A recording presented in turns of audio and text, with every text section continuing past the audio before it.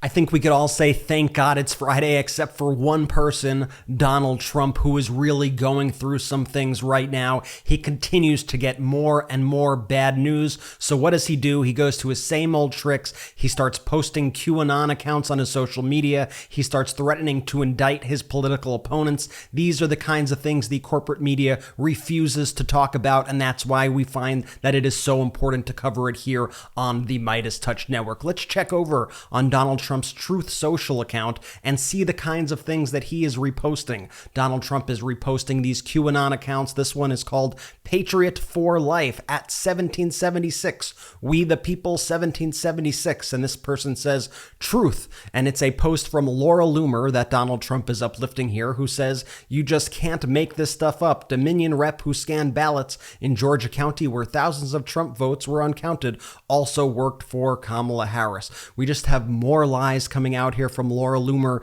the self-admitted white nationalist, the conspiracy theorist who helped spread they're eating dogs, they're eating pets lie, and all of these lies that Donald Trump continues to amplify. Donald Trump has been in hot water for his very close association with Lara Loomer, but he continues to wrap his arm around her and uplift her every step of the way. Donald Trump continues repeatedly to repost the same account, Patriot for Life. This one is a meme that says, "Nobody likes you, go away," with a picture of Kamala Harris, and the person says, "Bottom line, well, Donald, I hate to break the news to you, but Vice President Kamala Harris's approval rating is now in the net positive, while yours continues to be underwater and is sinking by the day." Donald Trump continuing to post from these insane accounts. This one is a meme that says, "Indict the unselect J6 committee, sedition, read truth if you want to lock them up."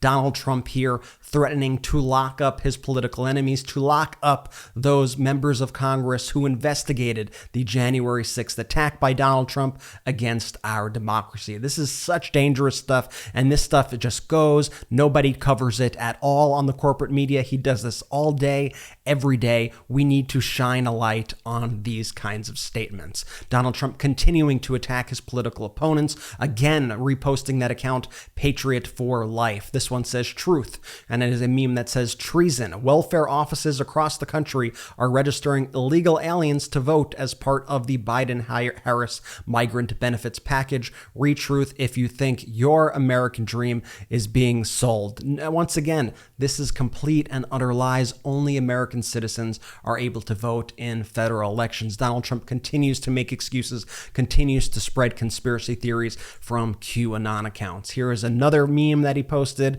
with a picture of Donald Trump molesting the American flag, and it says, "I do nothing for politics, I do what is right." Yeah, I don't think so. Here is a meme that Donald Trump reposted that says, "Good versus evil." On the left, it has a picture of Donald Trump and JD Vance. On the right, it has a picture of Vice President Harris and Governor Walz. I mean, I guess this is good versus evil. You don't know how close you are, Donald, but I think you got things a little reversed with this meme. Then Donald Trump posts another post from this Patriot for Life QAnon account. This is the most reprehensible of all the posts. It is just pure unfettered racism and xenophobia. He says, "Knock, knock, who's there? Where your new neighbors now?" And it has a picture of people from the Middle East in the photo. This is just absolutely disgraceful stuff, disgraceful propaganda to see for somebody running for president of the United States. So why is Donald Trump posting these more than usual this morning? Well, one of his favorite polling averages that he loves to cite all the time and his followers love to cite, the Silver Bulletin from Nate Silver, has fallen for him. Vice President Harris has finally taken the lead in Nate Silver's prediction model. She is up 51.1% to 48.6% in the Electoral College probability. This has been incredibly skewed towards Donald Trump over these past few months. This is the first time that Harris has taken the lead in Silver's prediction model in a long time. Meanwhile, Donald Trump's stock continues to get absolutely crushed.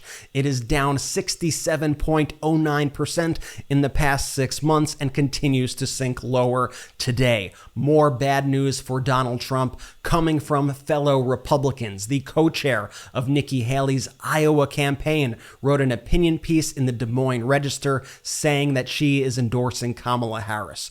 Dawn Roberts, a lifelong Republican, says that I heard Harris articulate that she's always brought groups of diverse individuals and opinions together to solve problems. That is a healthier and wiser way to lead. I recommend you take a look at this column in the Des Moines Register. It's a great read and shows you what it's like when somebody puts country over party.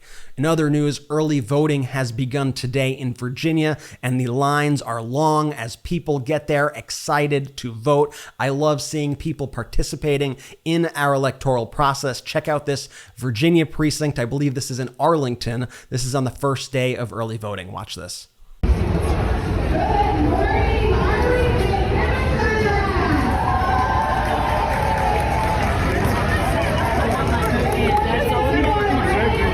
Meanwhile, the Teamsters are defying their national leadership, Sean O'Brien, who refused to endorse a candidate this cycle, despite President Biden and Vice President Harris being the most pro-union administration in history. All these local Teamsters organizations are separately endorsing Vice President Harris, representing over 1 million of the 1.4 million Teamsters and counting. We are talking the Teamsters retirees, the National Black Caucus, the Joint Council 43 in Michigan, the Joint Council 39 in Wisconsin, the Joint Council 42 in Southern Nevada, the Joint Council 7 in Northern Nevada, the Joint Council 40 in Western Pennsylvania and Northern West Virginia, the Joint Council 28 in Washington, Alaska, and Northern Idaho, Joint Council 32 in Minnesota, Iowa, North Dakota, South Dakota, and Wisconsin, Joint Council 25 in Illinois, Joint Council 13 in Missouri, Local 623 in Philadelphia, Local 122 in Boston, Local 186 in Ventura, California, Local 572 in Carson, California, Local 769 in Miami, Florida, Local 848 in Long Beach, California, Local 238 in Cedar Rapids, Iowa, Local 237 in New York City, Local 396 in Southern California, Local 89 in Kentucky and Indiana, and Local 202 in New York. The Teamsters are coming together and saying, we want more pro-union leadership at the helm in the United States of America. I also want to uplift these clips once again of Vice President Harris from this event that she did with Oprah, this Unite for America event that she did last night. This was so fantastic. I hope you get a chance to rewatch it on YouTube whenever you can. It's up on her channel. But this was a particularly powerful moment when she talked about Donald Trump and how he handles school shootings. In one of the last school shootings, he told people that they need to, quote, get over it. Here's what Kamala Harris had to say. It doesn't have to be this way. It does not have to be this way. But we need to have the courage to act. I mean, look, my opponent, when he was told and knew about a shooting of a young girl, you know what he said? Get over it. Get over it. No, we're not getting over it. No, and to the point, everyone should have a sense of collective responsibility for the children of our community. Yes. And understand their right to live and be safe. I have personally prosecuted homicide cases. I know, I've seen autopsies. I've seen what these weapons do to the human body. And we've got to agree that, in particular when we're talking about something like an assault weapon, it's literally designed to be a tool of war. It has no place on the streets of a civil society. It's designed to kill a lot of human beings quickly. And Kamala Harris also spoke about her plan to give small businesses a $50,000 tax deduction. And of course, you know she had to roast Donald Trump in the process. Check it out. And so part of my plan is to give startup small businesses a $50,000 tax deduction to start up their small business. Right now it's $5,000. Nobody can start a small business with $5,000. So that's part of my plan. That's a teeny tiny business. That's a business in teeny tiny business. It's a concept of a business, right? Yes. You know where I'm going.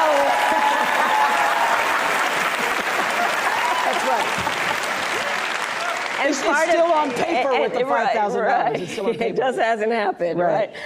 And while Kamala Harris was talking about the issues, Donald Trump was speaking before the Israeli-American Council and was just berating the Jewish Americans, yelling at them, threatening them, telling them that they would be to blame if he doesn't win the election. And he was still talking about this debate, which continues to haunt him and will haunt him for the rest of his life. Donald Trump said that he won the debate by a lot, and he walked off the stage saying, "Man, did I beat her." Yeah, I don't think so. Check this out. And let me tell you, I won that debate by a lot. By a lot. You know, I walked off the stage, I said, "Man, did I beat her," even though I was against 3 people. I kept saying, I said, "What are you doing?" Man, that is pathetic. Donald Trump also had trouble speaking during this event. Check this out. Kamala's partnered, and she's partnered with anybody she can. You hear the things coming out of the administration. You hear what they're saying. But she pandered. And during this pivotal moment of the campaign, we got to check in and see what RNC Chair Lara Trump is doing, just to see, like, you know, what kind of work is she putting in right now in the swing states to make sure that Republicans have a shot at this thing. Let's check it out.